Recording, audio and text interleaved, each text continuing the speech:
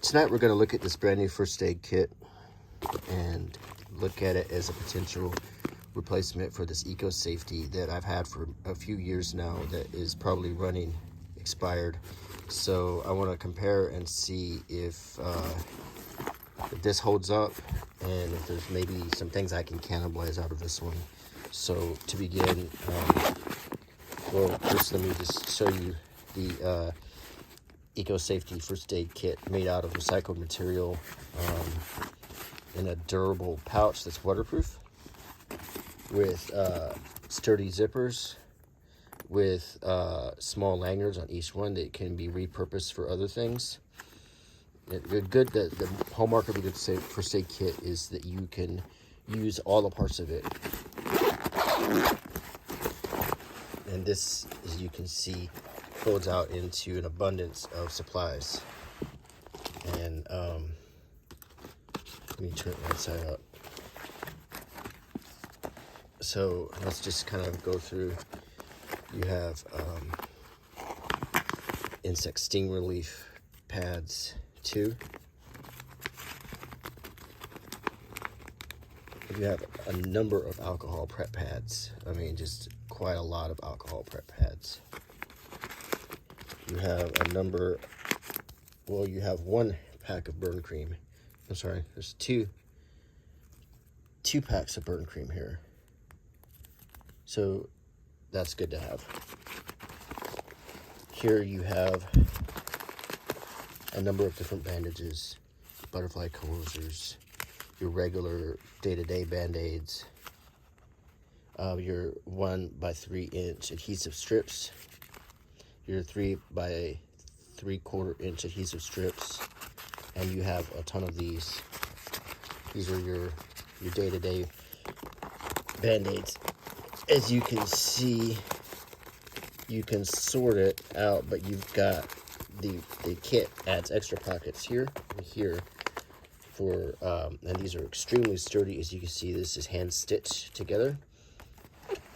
On this panel, you've got a thermal blanket. In case you get cold, you can cover up with this. This will keep you warm.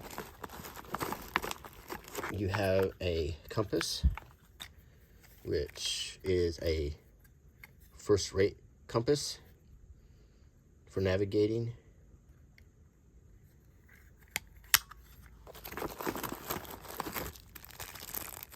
You have some rubber gloves, more rubber gloves.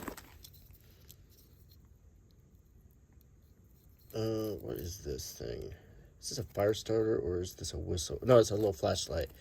Yeah, this is a flashlight, a small one, and a cold compress.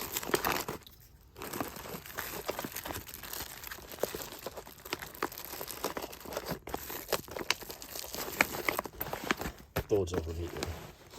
Let's put the compass back. Get everything in its place.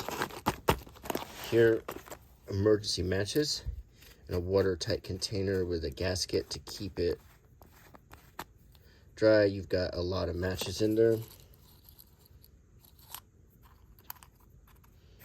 This container can be repurposed. There's a striker right here.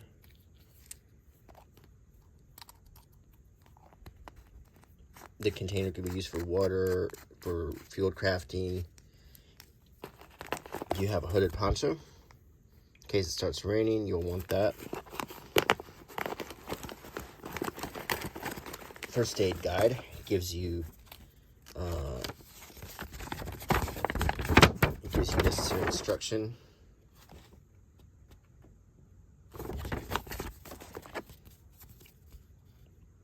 Another first aid guide, a smaller one. Nosebleed kit, and well, I don't know if it's in here. It says it's available, so I could scan the QR code.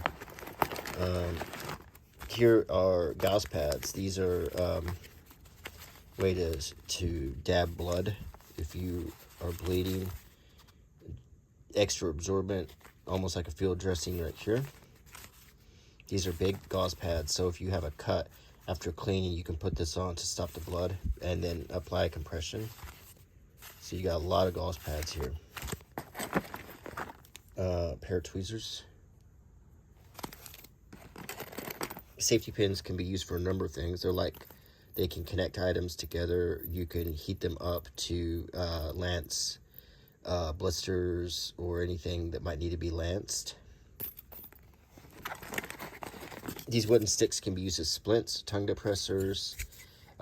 Very handy to have these. Some tape, medical tape, and 2 packs of sterile cotton swabs.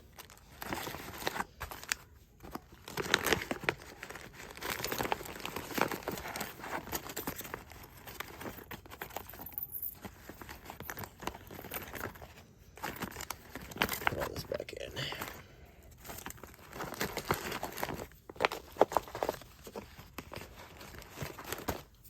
On this side, you've got a whole bunch of quick clean pads. I mean, just a ton of quick clean pads. These are necessary to clean wounds, clean your hands. If you're working on a wound, if you're with your buddy and you need to apply medical attention, you can keep your hands clean and clean their wound. Here's a pair of metal tweezers for extracting splinters, for any number of things, doing stitches. You can use these for lots of things. They're very handy to have. Take advantage of that pocket here. On this side, we've got more alcohol prep pads. Well, we already looked at that. Okay, this here is antibiotic ointment to apply it once you've cleaned the wound and you've got it to stop bleeding. You apply this ointment to kill germs. A pair of scissors can be used for lots of things. Cutting cloth, cutting threads, and here's another stick that can be used as a small splint for a broken finger, or to probe, examine, move things back to clear your site. Some pain relievers. You've got Tylenol and aspirin. So all of this comes together in this extremely handy kit that is sturdy, waterproof. Now, this is the newer first aid kit I just got. It's wider. It has handles. This one has a top handle that's very sturdy. These have nylon handles. They feel pretty sturdy. The zipper is metal. And it butterflies open as so. As you can see at a glance, there's quite a lot of supplies in here. So let's see what we have here. We have bandages. This is roll. These feel very good and soft and thick. These bandages would be very, very good if you were in a trauma where you're bleeding, and there's quite a lot of rows of these. They're sterile, brand new. They smell fresh. I can smell them. Some good quality waterproof medical tape here. And, you know, I would say that this kit was lacking in tape. And this tape here looks really good. And I feel it, and it feels substantial. And look, another 2 rows of medical tape. Whereas I didn't see nearly as much tape in this bag. So this definitely includes more tape. A ton of safety pins. And these are incredibly useful in survival situations. Think of a little tiny carabiner. You break a button, your clothing is damaged, you can use these to keep your clothing serviceable. And this is a small case.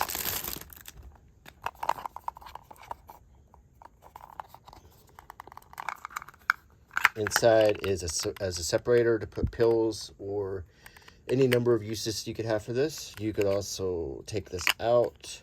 Use it to store things if you find medicinal herbs, things like that.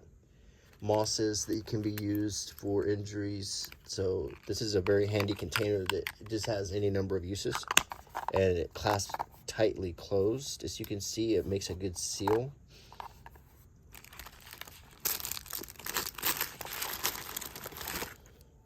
This is what do they call it?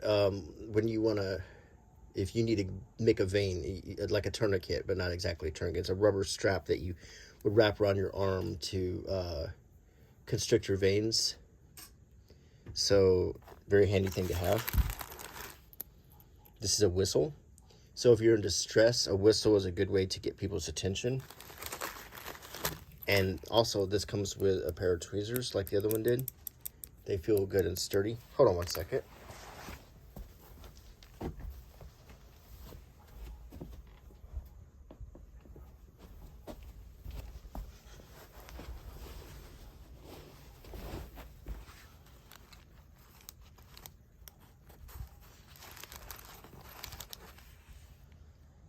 With some thread.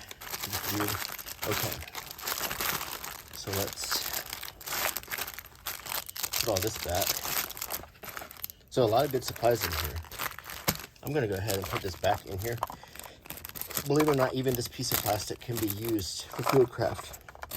If you're in a survival situation, a piece of sealing plastic like that can be handy. In a situation of survival, you don't want to disregard anything you have, because everything could have a use. This tape I really like. Over on this side, you've got a triangular bandage that can be used for a sling. Very handy. A whole pack of swabs with wooden sticks, unlike the other ones that have plastic sticks. So this is better. Hold on one second.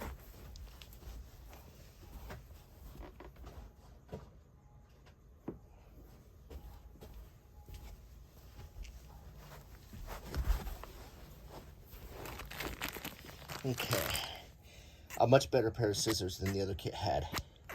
Number one, they can almost be used as clamps because you can lock them. They have locks in them. See that? You can lock them in different positions. That's really good. You also can see they have saw teeth on them. Very sharp. I can feel how it's razor sharp. These will cut through clothes really easily. These are good emergency scissors to have. Also, this angle is designed to cut clothing without hurting a person, and this safety nub right here, so you don't cut the person while you're cutting the clothing. If you have to remove clothing from an injured limb, like a leg, or if you have to cut through denim, blue jeans, or shirt sleeves or something to access the wound so you can apply care to it, this is a good pair of scissors to have. You can lock it in this position and just slide through, or this position, see? Great. This is a great tool. This is an emergency blanket like we saw in the other kit. If you're in a situation where you're extremely cold, this will provide you warmth. Here is a pair of vinyl gloves that you can use. So ideally, if you're in a situation where you're treating someone's wounds, you can put these gloves on so you won't have cross-contamination, so you won't make their wound infected. It's a really good thing to have. Now let's get to our bandages. These are plastic. They look fairly cheap. It says plastic bandages, Dr. brand. I haven't checked how good these bandages are. They might be good, but you know, at a glance, not knowing this and kind of looking at this, I might want to consider restocking these with better bandages, just because these don't look like it would be good bandages. This burn compress, it feels good. It feels like a good piece. It's thick feeling. It feels like a good battle dressing in here. So I don't see any reason why this wouldn't be good to carry along with you. You've got 2 sterile gauze pads, and now these are quite thin. If you recall, in the other kit, there was a lot of sterile gauze pads in here. And this one doesn't have as many, but you do have lots of this roll bandage here. So there is some good stuff here. And I'm, surprised at how good some of this stuff is. Here's another good thing. These tongue depressors, which also can be used as splints, are in sterile packages. So they're clean, whereas the other ones were loose. So if you have to use these, you have a better chance if you applied this to a wound. Say there is an open wound where you're trying to use a splint, and sometimes the situation is not ideal. You have a less chance of spreading germs to the wound. Here we got another long bandage. It feels thick and soft, like there's a lot there. It feels like a good bandage. A cooling patch, soft gel sheet. So say you're out in the field, you have a sick person, they say they're running a high fever. You have to keep them alive, you have to keep them comfortable. So you can apply this cooling patch to make them feel slightly better while you provide them with water. Try to bring down the fever, giving them acetaminophen or aspirin like I have in the other kit. Here is a medical mask. It certainly doesn't hurt to have this on if you're rendering aid to somebody, especially if you feel like you're sick, because they're in a compromised state. So that's a good thing to have. Here we've got sterile gauze pads again. We've got some butterfly. So we got regular old adhesive butterfly bandages here, and larger ones. And these look pretty good. These look like good bandages. Here we have an emergency manual like the other one had. It's a little bit more simple. It was folded inside out. It really should be like this. First aid booklet. General guidance for inclusion in first aid kit. This booklet contains basic first aid for untrained people to use in emergency. It is not a substitute for effective training. First aid is a skill requiring training and practice.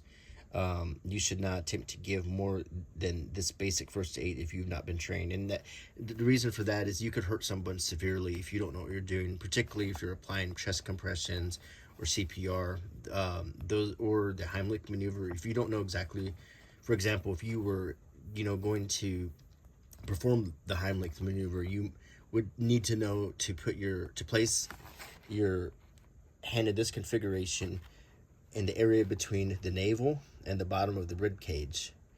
And that's exactly where you apply pressure. If you put it in the wrong place, you can hurt somebody.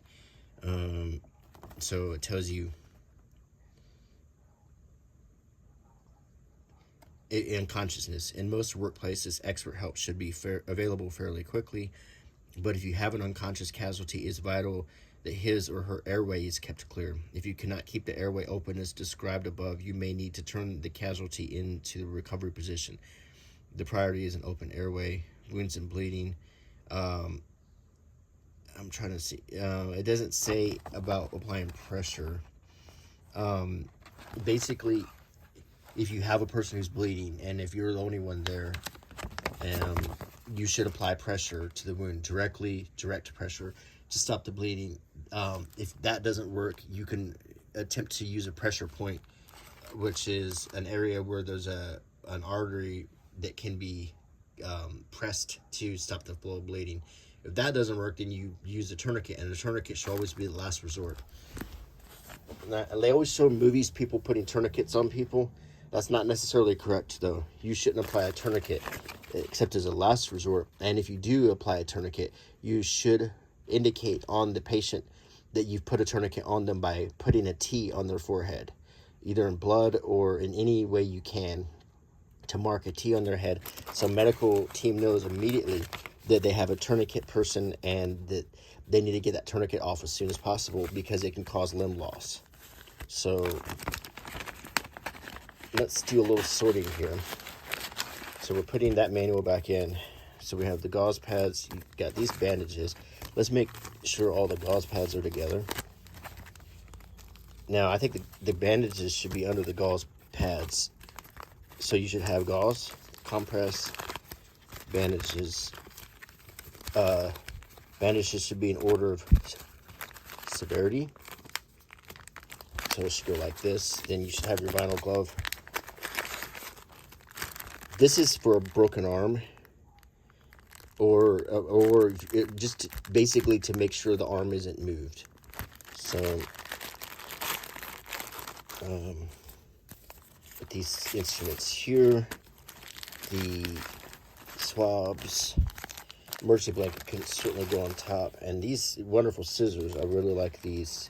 Can go right here. Put this like. These are not as vital, and I don't know why. I feel like these should all be together. So let's sort this out better. Another thing I didn't point out, if you don't have tape or whatever, or if tape isn't practical, these safety pins are great for securing bandages. In my day, like they didn't have disposable diapers when I was a little kid, so you would use these for diapers. And I mean, if they had disposable diapers, I mean, my mom would babysit the kids in the neighborhood. She used cloth diapers and safety pins. So safety pins are a great way, if you know how to use them, to just like the same principle as a diaper, but to connect and affix a bandage. So let's so we have these. Let's put them in order. What do we have here? I see that there are pockets here, and I want to say maybe these pockets are for putting the bandages in, and I think they might very well be. It makes sense to have the bandages in these pockets. There we go. That's a lot better. Okay, now put these bandages in here. Your small and your medium bandages.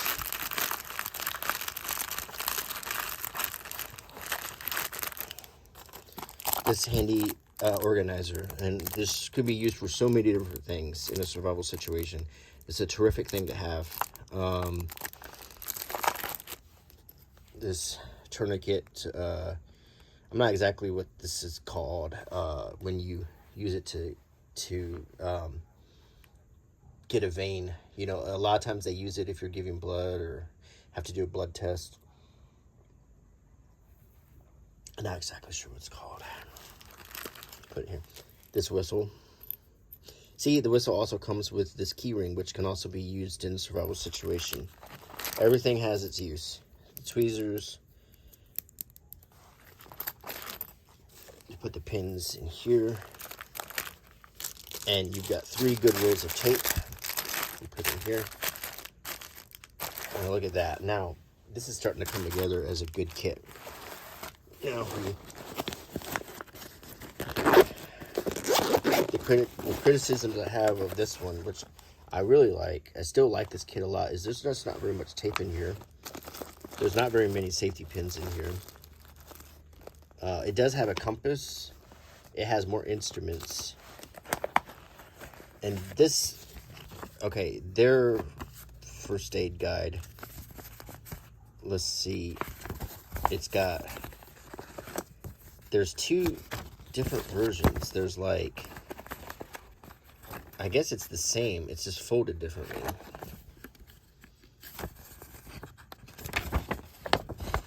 And it's done in an infogram here.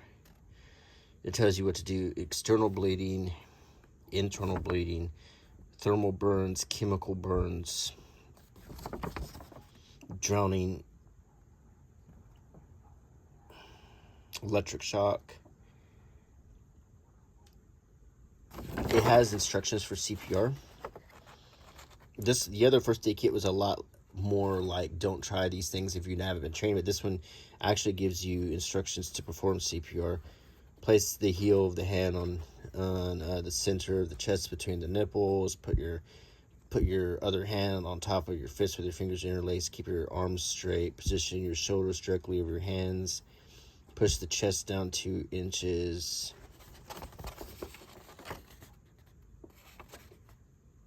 Gas poisoning, carbon monoxide, heat exhaustion, shock, stings, sunstroke, frostbite, fractures.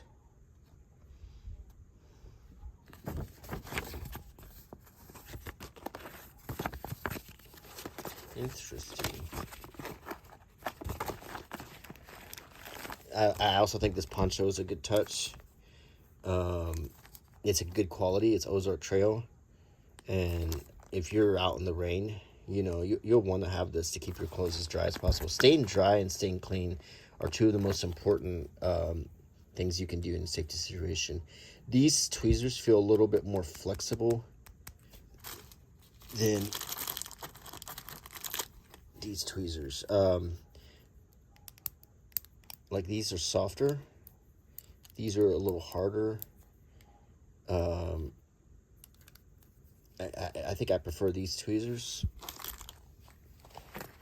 There's larger safety pins in this kit, but only one roll of tape, which blows my mind. I don't get it. These scissors also are not nearly as good as these babies. I love these. These are good for an emergency. And these are, they're sharp, definitely, but I don't know if they're not going to be able to quickly get to a wound situation and start being able to take care of a person.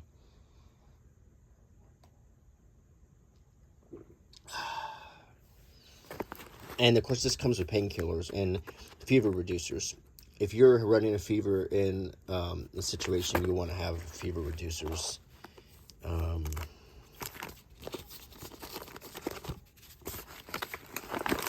think, let's put these back in here. So, in my opinion,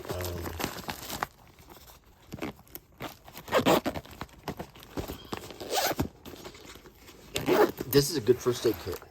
No two ways about it. This is good. This gives you basics, some basic instruction. It gives you some good tools, good supplies. The only things I would replace would be the Band-Aids, the day-to-day Band-Aids.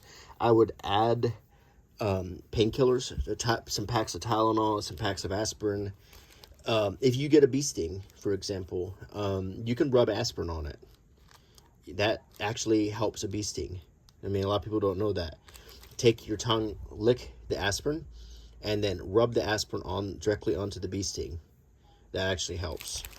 There's a lot of good supplies in here. So if I was going to go out on a trek, I would feel pretty good having this one, but I would probably want to add a few things to it to customize it a little bit. Some other things I would put would probably be a fire starter. See, this kit's got matches in it. What I would do is add the matches in here in the waterproof container. I would also take a small snack-sized baggie.